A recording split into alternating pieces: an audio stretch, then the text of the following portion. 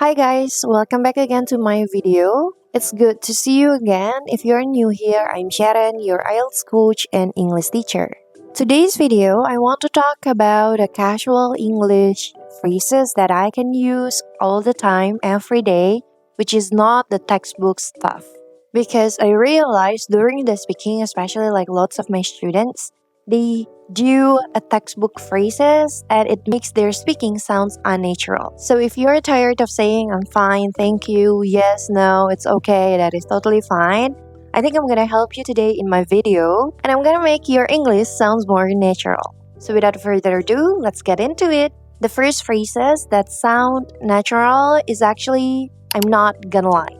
I almost use this phrase every day because it helps me to tell someone about the fact or about the truth. And these phrases is really common when you are about to be really honest about something. It doesn't mean that you're lying before, but it emphasizing what you're saying. For instance, I can say, I'm not gonna lie, I forgot about a meeting today. I think you can also use this when you want to answer the question from IELTS examiner, when you want to tell about the fact or about the truth, or maybe about something that you really believe. Now, the second one is kinda. I can say this one is a little bit sneaky, and it's quite common as well. However, not many people or even like students use this in their IELTS speaking. It's short for kind of, and it makes your speaking more natural or more casual. You can say, I'm kind of tired today, but I still want to go out. Or maybe like, I kind of forget about today's meeting. You can also use that. Or maybe you can say, the movie is kind of boring.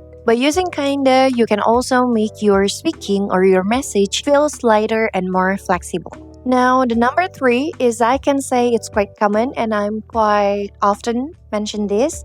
So instead of saying like I like to do this, I like to do that, you can also use totally into it or not really into it. So for example, instead of saying I like Korean dramas, you can say I'm really into Korean dramas. Or maybe if you don't like something, you can say I'm not really into sports right now. These phrases can be used because it sounds more natural instead of saying I like and I love again and again. And I can say it's more expressive and common in conversation. Number 4 is that's so me.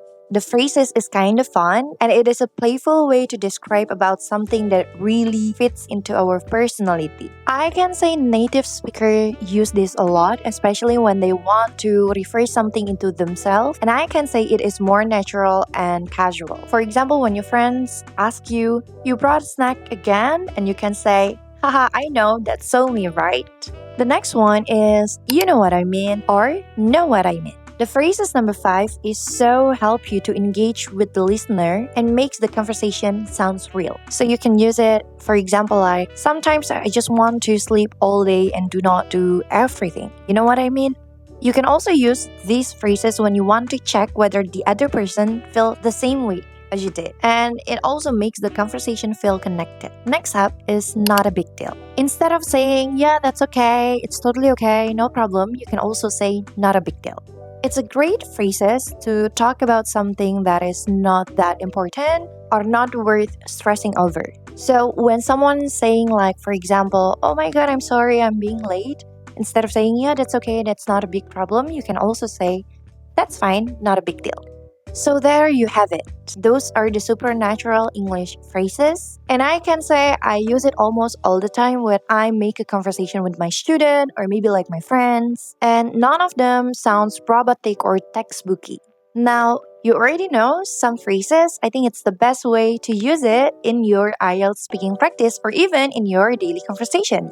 So, from all those phrases, which one have you heard before? You can also try to use it in a sentence and put your comment down below. I'll be checking the comments and I'm gonna give you the feedback. So, I think that's all for today's video.